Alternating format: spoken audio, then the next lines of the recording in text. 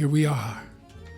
Welcome to Conversations with Nathan, a continuing interview series throughout the Sedona Choreography Retreat, June 11th through June 20th. Today, I'm so happy that I'm going to be having a conversation with composer, author, and filmmaker Christel Veraart. And here she is. Welcome, Christel. Thank you, Nathan. Nice to be here. Yes, it's a beautiful day in Sedona, no? Yeah, hot. Yeah, it's right. It is warming up a bit. I'm really curious because I see that you're a filmmaker, an author, and a composer. But I'd like to ask you to share a bit about your background and your artistic journey. Like where you trained? I mean, was it in the Netherlands? I know you're a Dutch lady. Yes. I started classical piano at the conservatory in the Netherlands. And then I went for a year abroad to Argentina, where I studied piano at the Conservatorio Nacional. And when I came back, I continued in the Netherlands. When I finished my piano studies, classical piano studies, I turned around and went back in for voice.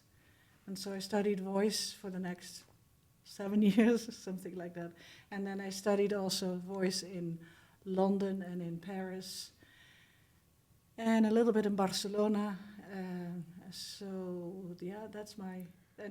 With the idea as a young person that you wanted to be the total, what they call in the industry, the triple threat, the total package, right? Yes. A singer, a composer, an instrumentalist. And do you play more than one instrument? No, that's about. I tried cello, and I would, if I had enough hours in the day, I would start it, and I'm really seriously thinking about it. But at the moment, I just don't have enough hours. And then your writing, that's really complicated. I mean, they say that some of the classical composers are geniuses and that they see total compositions in their head, in their mind. And so it's, in their opinion, a channel from a larger place. I mean, is that how you see your writing capabilities, and is that how you hear a song being constructed? I really think all of those, but whether I'm a pianist, a writer, a singer, you name it, a filmmaker, it comes, it's a way to express. So it doesn't matter to me. Of course, I have a lot more training in piano and in voice than I have as an author. But that has its advantages because you can access a more raw emotion. I think. Then you have to polish it up, of course. But at first, it's the raw emotion. To access it, it was easier not having any training because there are no preconceptions. Because then there's an ability to just take what you've learned structurally and apply that to a composition. Now, is that different for film than it is for just, say, something that you might have thought that you're putting together for a singer or for yourself? No, I don't think so. I think like I said, it comes from the exact same place.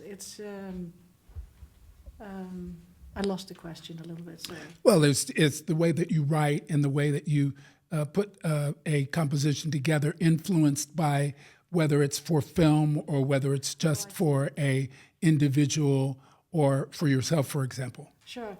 Well, I think there's what I started to realize is, well, people say music is very mathematical.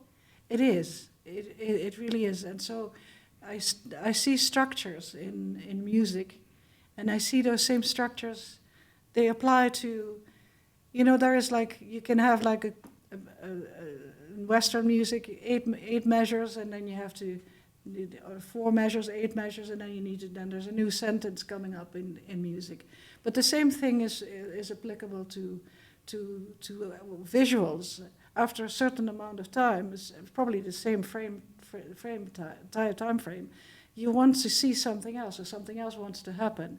And the same thing with words. If you have a sentence that is too long, then it doesn't work. And if you have a paragraph that is too long, it doesn't work. So there's also a certain length in writing.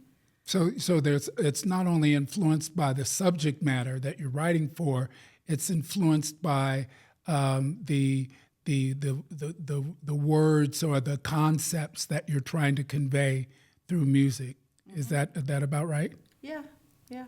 So your music carries a lot of distinctive emotional landscape.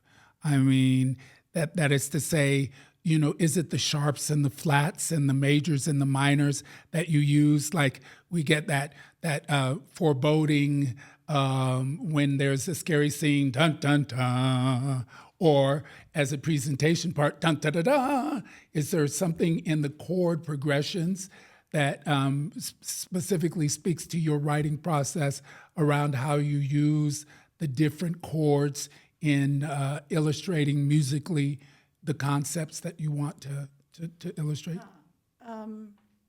I think I'm very visual, and so it comes from a video. So I try to I sound out visuals. Maybe that's it. The best way to Wow! say it. Yeah, yeah. So and then I'm also very, very influenced by all the places I lived, and so they have definitely had an enormous influence on. So like I'm sounding out places and spaces, and you know.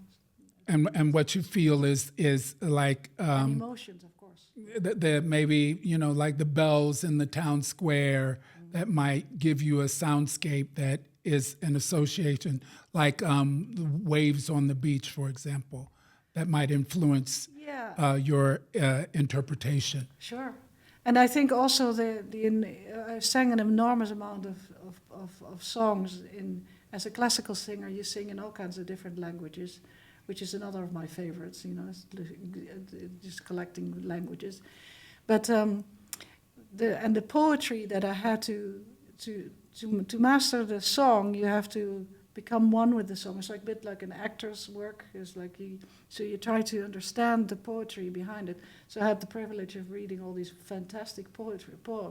So there's French poems and Spanish poems and German poems and Dutch poems. Well, I mean, the romantic languages, you know, the Latin languages are a lot more easy in my mind, just from the sound of the phonics, to compose something lyrical around, as opposed to some of the Slavic languages, the German and Dutch. I mean, you know, though they have their own distinctive ring and their distinctive accents, one doesn't necessarily, well, I'll say, having spoke just a bit of German and a bit of Dutch, that, you know, it inspires me lyrically when I'm speaking the language. Sure, that's, yeah. And you know, those poems, they have kind of found their way into my language. And I'm already now speaking, I'm always in a position where I'm not speaking my native language. It seems to be a story of my life.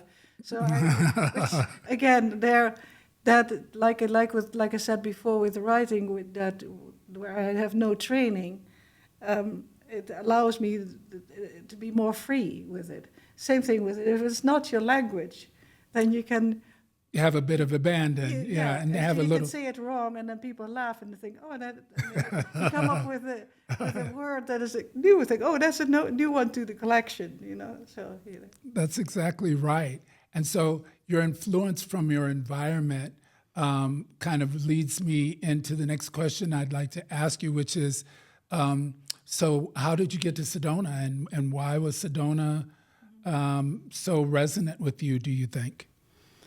Well, the short answer to that one is my husband and I really had to live somewhere. Well, right, as we all do, yes. We were roaming the world, and when we were in Indonesia and Australia before we came to Sedona, and somewhere in Australia I said to my husband, I really need a few walls around it now for a while, and so that's and then his parents. My husband grew up in Phoenix.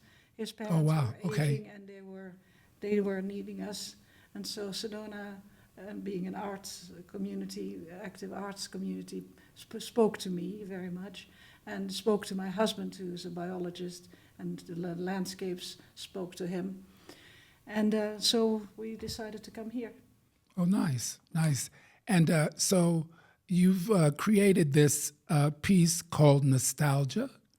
And how's that project leading into your book and your film, Santa Fe and Esmeralda? What does the title represent?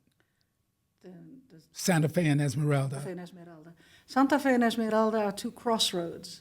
You know, in Buenos Aires, where I lived and where I studied, I was supposed to wait for a friend to pick me up from the bus station, and he told me to wait for him at Santa Fe and Esmeralda. Oh, yeah, right, the intersection. Yeah, and so when I was standing, I actually have a picture of this, which I'm going to use in the book, is I looked up when I was standing there waiting for my friend, and at the street sign, and the two crossroads with the two signs, and I looked up, and it is 35 years ago, and I said to myself, that's the perfect title for a book. Right. And so 35 years later, I wrote that book. And so you wrote that book, and that is all under the banner of nostalgia? Well, it all started with nostalgia. Let me go back a little bit. Okay. It started with the music. Okay. Oh, so that's the musical piece. Yeah. And Santa Fe and Esmeralda is a book. It's the book. Okay. Which Okay. has not been published, I should say. Great. It's still under wraps. Ah. Come. So we got a little sneak peek, a little preview Yes, exactly. here.